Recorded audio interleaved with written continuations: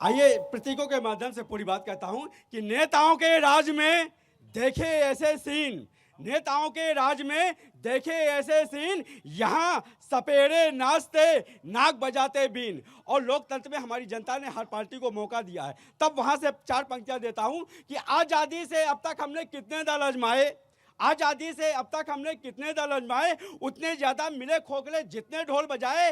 किसको किसको कोसें, सारे सत्ता के सौदागर हैं, लाख छिपाए मगर सभी के काले कर्म उजागर हैं। इनकी कथनी और करनी का भेद बताने आया हूँ, भारत माँ के वीर सपूतों तुम्हें जगाने आया हूँ। व्यंग कवि हैं क्या? जहाँ व्यंग के कवि हैं क्या? जहाँ मैं ओज का कवि हूँ, वीर रस ओज का, वीर का। हाँ, तो जोश नहीं आ रहा लेकिन जनता में आपकी बातों से। और यहाँ पर लीजिए दलदल जो गठबंधन चल रहा है, वहां पर भी चार पंक्तियां लेती जाइए कि दलदल हर दल को दलदल कर डाला गठबंधन के तारों ने, हर दल को दलदल कर डाला गठबंधन के तारों ने, सर्वनाश कर दिया देश का इन खिचड़ी सरकारों ने।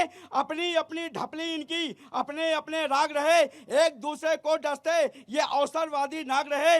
लूले लंगड़े जनादेश से देश बचाने आया हूँ, भारत माँ के वीर सपूतों तुम्हें जगाने आया हूँ, लोकतंत्र की कटी फटी तस्वीर दिखाने। सबको साथ दिया आपने, समझ में ही नहीं आया किसके लिए क्या कह डाले आप। हाँ बताइए, कुछ कहना चाह रहे हैं आप?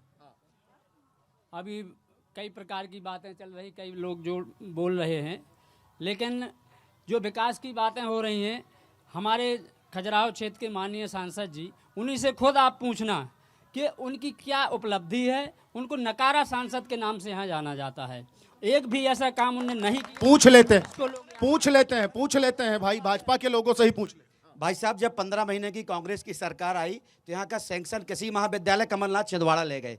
फिर जब बीडी भाई साहब सांसद बने और विजेंद्र प्रताप सिंह जी मंत्री बने, फिर वो दोबारा यहाँ कृषि महाविद्यालय लेकर आए। नगारा सांसद की बात करते हो, आज फ्लाईओवर हमारा एलिवेटेड बनने वाला है। खजुराहो के अंदर दो ट्रेनिंग सेंटर बन चुके हैं हवाई जहाज की ट्रेनिंग के लिए। एक हमारा सकरिया में रेडी है। आज पन्ना से सतना जाओ 1 घंटे लगते हैं, पन्ना से छतरपुर जाओ 1 घंटे लग सकते हैं।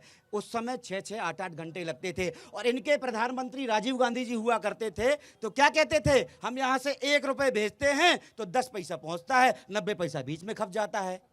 तो ये वास्तविक सच है। और आज मोदी जी के नेतृत्व में पूरा देश उत्तरोत्तर तरक्की की ओर अग्रसर है। और खजुराहो में हम रिकॉर्ड वोटों से इसलिए जीतने वाले हैं कि बीडी भाई साहब ने विकास की गंगा बहाई है। और आने वाले समय में हमारा पन्ना नंबर 1 होने वाला है। मैं संकल्प के साथ कहना चाहता हूँ, नंबर 1 होने वाला है। आम जनता के पास चलते हैं। पीछे आपसे बात हो गई है, कुछ पीछे जी बताइए, बोलिए।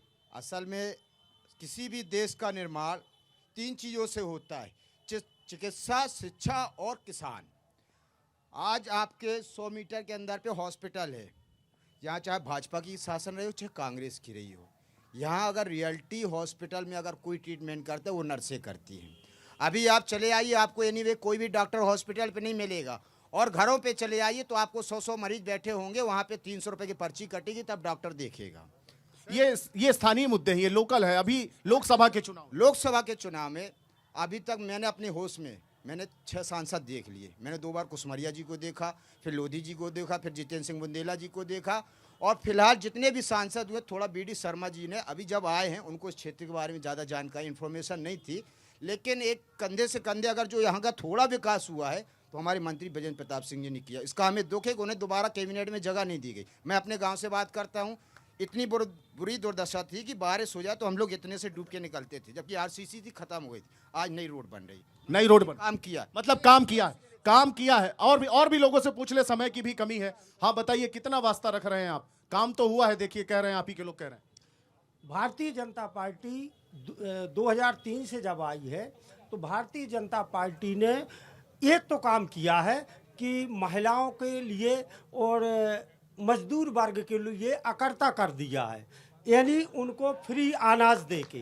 दूसरा, जब भारतीय जनता पार्टी का यहाँ मध्य प्रदेश के पन्ना जिले में बुंदेलखंड पैकेज में निर्माण तो किए गए, भारतीय जनता पार्टी के राज्य में योजनाएं, अच्छी योजनाएं आई, मोदी जी के भी योजनाएं आई, लेकिन कहीं कहीं घोटाला हुए, जो आज भी उस घोटाले की फाइलें बस्ते में, ठंडे बस्ते में। घोटाले कुछ याद है आपको? हाँ, बताइए। ये भितरी मुटमुरु बांध था जो 85 करोड़ की परियोजना थी, लाखों किसान उससे सिंचित होना चाहते थे। तो पानी की कमी है क्या बुंदेलखंड में?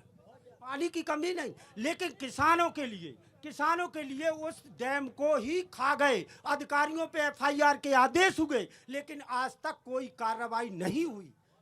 क्या कहते हैं आप देश में मोदी की गारंटी को लेकर के? बाबूजी, आप ही से पूछ रहा हूं। मोदी जी की जो गारंटी है वो वास्तव में उनने भारत की नब्ज को पहचाना है, और जन्म से लेकर मृत्यु तक इतनी योजना है शासन की कि जिनका अगर बखान किया जाए तो शायद 2-3 घंटे लग जाएंगे। तो ऐसे व्यक्ति का नेतृत्व इस देश को मिला है, तो जीत तो वी.डी. शर्मा जी की निश्चित है, और अभूतपूर्व जीत होगी। हमको लगता है भारत में उनसे ज़्यादा बड़ी जीत किसी की नहीं होती। भारत में उनसे ज्यादा बड़ी जीत किसी की नहीं होगी। देखिए, बहुत बड़ी बात कह रहे हैं। 2 मिनट में बात। ये भी वोटर ही है खजुराहो। हाँ, मैं भी वोटर ही हूँ यहाँ का। सच्चाई ये है कि बीजेपी का केवल एक मंत्र है, शासन सत्ता में बने रहना।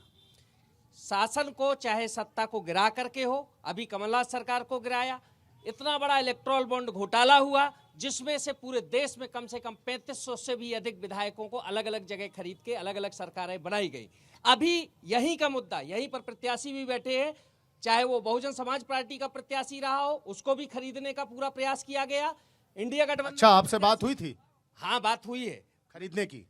जो बात आई है, मैं भी उसी समाज से बिलोंग करता हूं जो उनके साथ घटित हुआ है। प्रत्याशी भी सामने यहाँ इंडिया गठबंधन के पूछ लेते हैं उनसे। आपको खरीदने की कोशिश हुई है क्या? आपके साथ के ही बोल रहे हैं, आपके समाज के हैं बोल रहे हैं। तो सदानंद जी से पूछिए, उनके मन की बात पूछिए, अंतर मन से पूछिए, अंतरात्मा से पूछिए, सच्चाई क्या है ना। बिल्कुल जो है प्रजातंत्र को खरीदने की बात हुई। अच्छा, आपके पास आया था ऑफर? बिल्कुल, मैं तो लिखित में निर्वाचन आयोग को, भारत निर्वाचन आयोग को शिकायत की थी। लिखित में निर्वाचन आयोग। बड़ा आरोप लगा रहे हैं सदानंद जी, इसका जवाब तो देना पड़ेगा। खजुराहो के मामले में मैं कहूं, जहां कांग्रेस नहीं लड़ रही, जहां समाजवादी के प्रत्याशी ने अपना फार्म खुद रिजेक्ट करा लिया, वहां हमारे पुराने कमिश्नर साहब को खरीदने की ज़रूरत नहीं है। क्योंकि वो कितने वोट, अब वो बोले हैं तो मैं बोलना नहीं चाह रहा था उनके मामले में, लेकिन मैं अब उनने टोका है तो मैं बोल देता हूँ। उनसे पूछिए कि उनको विधानसभा चुनाव लड़े थे कितने वोट मिले थे। हाँ, हो सकता है किसी ने उनको बातचीत की हो, वो उनके गांव के आजू बाजू के लोग होंगे। हम आपके गांव में रहते हैं तो लोग कहेंगे भैया यार, जब सब बाहर गए तो आप क्यों चुनाव लड़ रहे हैं, देश के अंदर एक चुनाव क्यों हो, निर्विरोध करो। हो सकती है ऐसी बात की हो उनके गांव के आजू बाजू, किसी अथेंटिक पर्सन ने अगर उनसे बातचीत की हो, किसी अथेंटिक पर्सन ने उन्हें वोट के फोन किया हो, तो मैं चैलेंज करता हूं। पहले उनसे वोट पूछ ले, विधानसभा का पूछ लेते हैं। बता दीजिए भाई, डॉक्टर साहब बताइए। आप इस बार का वोट देखिए, आप निर्दलीय प्रत्याशी का वोट मत देखिए। कोई भी जो है ना, जब चुनाव होते हैं तो जो जनता है वो जनरली जो है राष्ट्रीय और राज्य पार्टियों को वोट देती है। निर्दलीय प्रत्याशी चाहे कितना भी योग्य हो, महान हो, चाहे कितनी भी काबिलियत रखता हो, वो उनमें उनके दिमाग में बहुत कम जमता है, और वो तब जमता है जब वो निरंतर उस क्षेत्र से जुड़ा हुआ होता है। निर्दलीय प्रत्याशी की स्थिति आप ये देखिए कि जो भी मतलब निर्दलीय प्रत्याशी जीतते हैं वो उस क्षेत्र में काफ़ी दिनों से यदि उन्होंने काम किया है तो निर्दलीय रूप में। आप तो सक्रिय रहे थे। सक्रिय नहीं, देखिए ऐसा 2 चीज़ें हैं। मैं उस मतलब विधानसभा क्षेत्र का रहने वाला था, मैं उस विधानसभा क्षेत्र का मैंने जो है अधिकारी बन करके जो है मैंने नाम रोशन किया, लेकिन मैंने वहाँ काम करने का तो मुझे मौका मिला नहीं। मुझे काम करने का मौका मिला दूसरे जिलों में, और प्रशासनिक सेवा में उस जिले में काम करने का मौका नहीं मिलता है जिस जिले का व्यक्ति रहने वाला। आम लोगों के पास। हाँ जी, बताइए। आपने मुद्दे की बात कर दी तो मुद्दा बहुत महत्वपूर्ण, क्योंकि आपने डिबेट को जिस रास्ते मोड़ा कि मुद्दा विहीन चुनाव हो रहा है, क्योंकि कुछ है नहीं। बहुत बड़ा मुद्दा है ये लड़ाई, ऐतिहासिक लड़ाई है और राजा और रंक की लड़ाई है। अन्य विधान लोकसभा में चले जाइए तो बड़े बड़े मोर्चा डटे हुए हैं, लेकिन यहाँ राजा और रंक की लड़ाई है सबसे महत्वपूर्ण। और चूंकि मुद्दे की बात हुई और प्रजापति जी की बात हुई, तो क्या ये पन्ना की जनता ये नहीं चाहती कि इस पन्ना और खजुराहो लोकसभा का ईमानदारी के साथ विकास हो? नहीं, आप बात नहीं समझ में आई, कुछ जमी नहीं बात। क्या कहना क्या चाह रहे नहीं कहना हैं, स्पष्ट तौर पे कहिए। बात लोकतंत्र की हुई थी, हत्या से शुरू हुई थी। प्रदेश अध्यक्ष ने कहा था कि लोकतंत्र की हत्या सारे देश ने देखी। ये सरकार लोकतंत्र की हत्या कैसे करती है, इसका जीता जागता उदाहरण मैं हूं। आम लोगों से पूछ लेते हैं, लोकतंत्र की हत्या हुई है क्या? क्या कहते हैं? कोई कुछ कहना चाह रहा है क्या? आप लोग दर्शक हैं, अपनी बात तो रख ही सकते हैं। कुछ नहीं, क्या बाबूजी? आम, हाँ बताइए बताइए बताइए बस जल्दी से। लोकतंत्र की हत्या की बात है तो पूरे देश क्या, पूरे एक एक प्रधान को देख लीजिए कितना तरस रहा है विकास के लिए, और प्रधान किस तरह से विकास को अपने मुद्दे को लेकर के भटक रहा है। अगर वो सपोर्ट नहीं करता बीजेपी का तो उसकी जो एक पीछे एक ले लेते हैं हाँ। भाई साहब, प्रधानमंत्री जी राशन भेजते हैं, ये सत्य है कि गरीब के लिए भेजते हैं, परंतु यहाँ आके 4-4 माह का राशन नहीं मिला है। पन्ना जिले में अन्य दुकानों में देखें तो 4-4 माह का अंगूठा लगा के खा गए। हॉस्पिटल देखा जाए तो डॉक्टर नहीं है, ट्रीटमेंट, अगर हमारा मरीज बीमार भी है। जनता की भी कुछ जिम्मेदारी होती है कि नहीं होती है? जनता की जिम्मेदारी वोट देने की होती है, वोट तक सीमित रह गई जनता, सिर्फ वोट लेना है। इसके बाद ना तो हमारे सांसद जी 5 वर्ष में जनता से शायद है कि 4 मुलाकात की होगी। ठीक है, समय अपनी गति से चल रहा है और समय की कमी भी है हमारे पास, इसलिए आपकी बात हमने सुन ली। तो ये थी खजुराहो लोकसभा क्षेत्र की जनता जिसकी नब्ज टटोलने आए थे। हम जानना चाह रहे थे इस बार के मुद्दे क्या होंगे।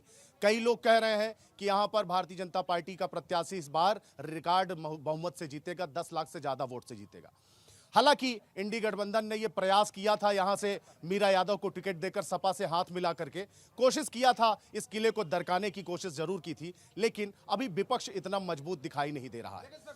लेकिन 26 तारीख को जब मतदान होंगे, जनता वोट देने जाएगी, उसकी दिमाग में क्या है, मोदी की गारंटी और न्याय पत्र कांग्रेस का जो है, कौन किस पर कितना भारी पड़ता है और शह और मात के खेल में कौन आगे निकलता है, जनता का जनादेश किसे मिलता है, ये तो 4 जून को जब नतीजे आएंगे तभी स्पष्ट हो पाएगा।